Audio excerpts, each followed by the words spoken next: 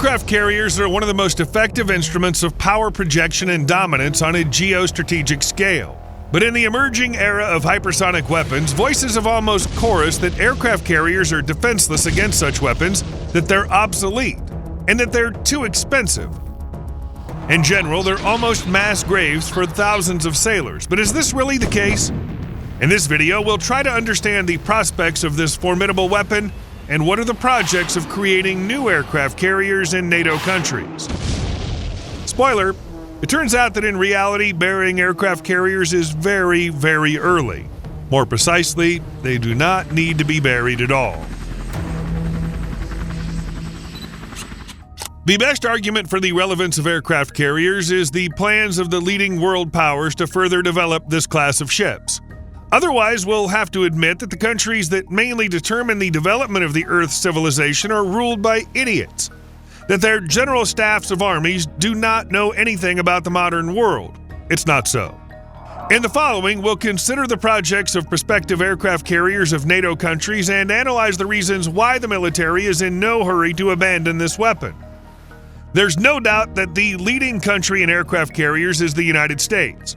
The position of the world leader obliges.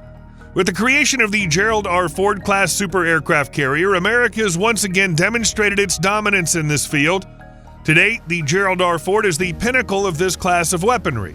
This ship is literally packed with innovations that have one thing in common: a world first. It's electromagnetic catapults instead of the traditional steam catapults. It's a nuclear propulsion system that does not require refueling for the entire 50-year life of the ship. It's a new upper deck design so the carrier can carry an increased air group of up to 90 aircraft, including 5th-generation F-35C fighters, helicopters, and unmanned aerial vehicles. The second aircraft carrier of this class, the USS John F. Kennedy, is scheduled for delivery in July 2025. The last 10th aircraft carrier of this class is scheduled to enter service in 2058. And what are the plans for the construction of aircraft carriers in other NATO countries? After all, the U.S. cannot win alone in the confrontation with the global South led by China and Russia. The United Kingdom, the closest U.S. ally, has no plans to build new aircraft carriers after taking delivery of the aircraft carriers HMS Queen Elizabeth and HMS Prince of Wales, respectively, in 2017 and 2019. HMS Queen Elizabeth and HMS Prince of Wales have a total displacement of 70,600 tons, a length of 284 meters, and a beam of 73 meters, 932 and 240 feet, respectively. They carry 12 F-35B aircraft and 14 helicopters each. In a combat situation, the number of aircraft can be doubled. The propulsion system is a gas turbine. Maximum sailing speed is 25 knots and range is 10,000 miles.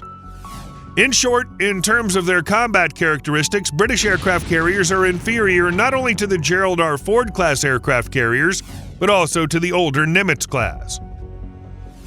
Unlike the UK, France has a project for promising next-generation aircraft carrier called Porte Avions Nouvelle Generation, abbreviated as PANG. This project would replace the French Navy's current flagship, the aircraft carrier Charles de Gaulle, which has been in service since 2001. The PANG project proposes the construction of a nuclear-powered aircraft carrier of traditional architecture with a catapult launch and air finisher. The total length of such a ship will be 310 meters or 1,017 feet, displacement 82.5 thousand tons.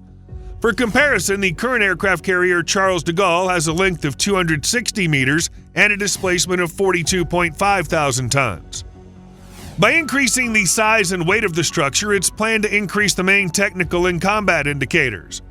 The aircraft carrier's power will be based on 2 nuclear reactors of K-22 type from Technique Atome. 3 propellers will be used for propulsion. The maximum speed will reach 30 knots.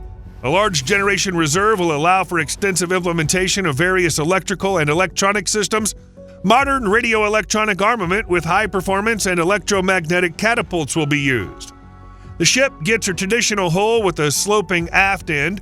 The flight deck is flat and asymmetrical in plan. The superstructure with the necessary control stations is characterized by modern dimensions and displaced aft. It should be noted that during the development of the Project Island has undergone significant changes. The deck provides 2 forward launching positions with electromagnetic catapults of American manufacture. A corner deck with a 3rd launch position and an arrow finisher is provided on the left. The corner deck can also be fitted with a catapult. 2 aircraft elevators are located on the starboard side. The ship's aviation group will include about 30 aircraft of different classes and types. In promotional materials, up to 25 to 26 current Rafale M fighters and advanced FCAS fighters, as well as E-2D long-range radar detection aircraft and helicopters of various types are present on the carrier's deck. The introduction of unmanned aircraft has not yet been reported. The Pang will receive an advanced electronic warfare complex for situational awareness, flight control, interaction with other combat units, etc.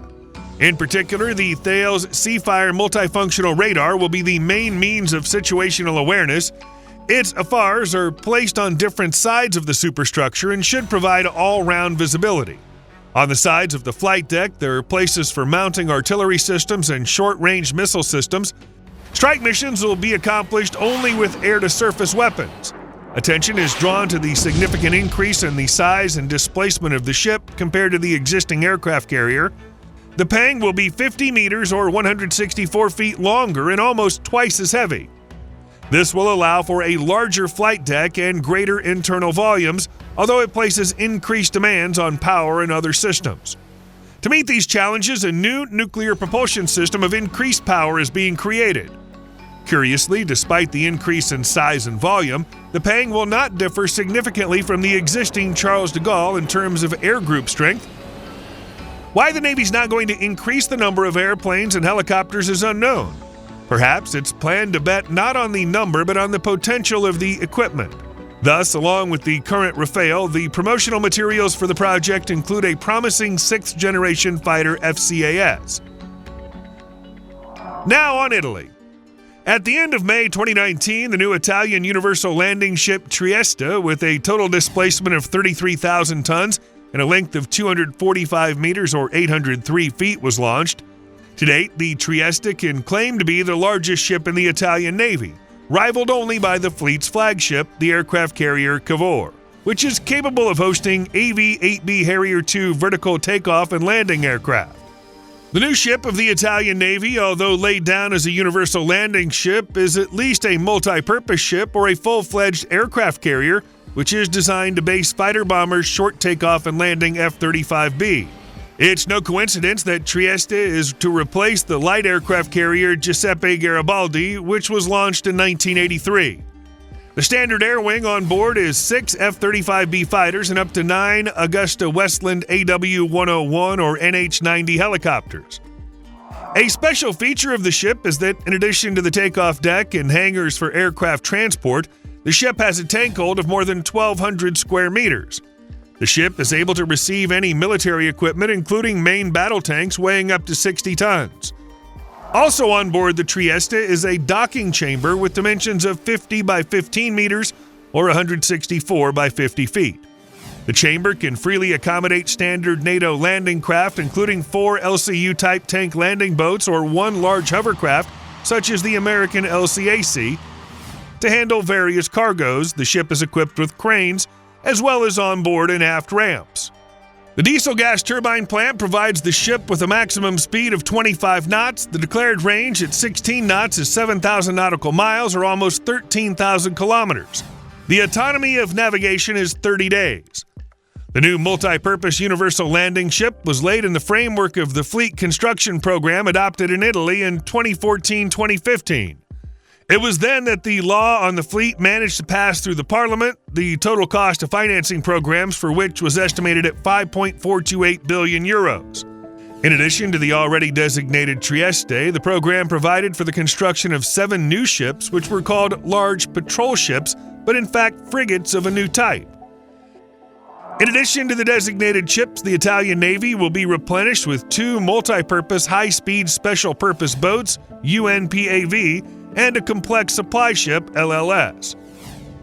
In fact, Italy is engaged in the creation of a new ship grouping analogous to the American aircraft carrier strike group. The heart of the future grouping should be the multi-purpose Trieste, and its entourage is several promising frigates and a complex supply ship. And finally, Turkey. The L-400 Anadolu Universal Landing Ship is included in the Turkish Navy in 2023.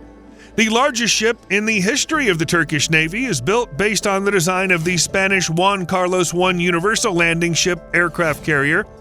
The total displacement of the ship is 27,000 tons, length 232 meters, width 32 meters, accordingly 760 and 104 feet. The crew of the ship is 261 people. In the aircraft carrier variant, the ship can have on board 10 to 12 F-35B fighters and up to 12 helicopters. Up to 6 more helicopters could be placed directly on the flight deck. Due to tensions between Ankara and Washington over Turkey's purchase of the Russian S-400 air defense system and the U.S. refusal to supply stealth fighters, Turkish authorities are considering as a temporary option the use of Bayraktar drones in the sea-based version with folding wings.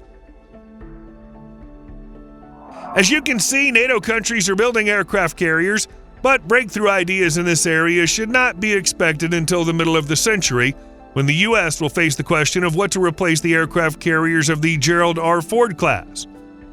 So why, despite the difficult economic situation in the United States, France, Italy, and Turkey, the construction of aircraft carriers continues?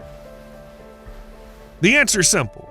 There is no more flexible and operational way to dramatically increase its strategic, we emphasize strategic military presence in any region than an aircraft carrier. And this presence will be very much needed. The world is clearly entering another phase of its reformatting. Will the West retain its leadership or not? Now, no country in the world except China and Russia can do anything against the power of even one aircraft carrier, i.e. the power of 50 to 60 F-35 fighters, plus a few airborne radar and electronic warfare aircraft. Recently, the U.S. put 2 aircraft carriers in the Mediterranean Sea and the Persian Gulf, and Iran wondered whether it should attack Israel. Here's an example of effectively projecting one's power. As for the vulnerability of aircraft carriers to hypersonic missiles, first, their effectiveness against moving targets has not yet been proven. It's one thing to hit a stationary object, the coordinates of which can be entered in advance into the memory of the onboard computer, and quite another to hit a target traveling at a speed of 30 knots. Secondly, whenever a sharper sword appeared, a stronger shield was quickly created. There can be no doubt that in 5 to 6 years there will be effective weapons against hypersonic missiles, for example, laser weapons. After all, it's not for nothing that the aircraft carrier Gerald Ford now has about 300 megawatts of excess power. This is enough to power several combat lasers. What do you think? Do you think aircraft carriers have a future? Share your thoughts in the comments. Thank you for watching. We'd be glad for a thumbs up and a subscription to our channel. See you soon.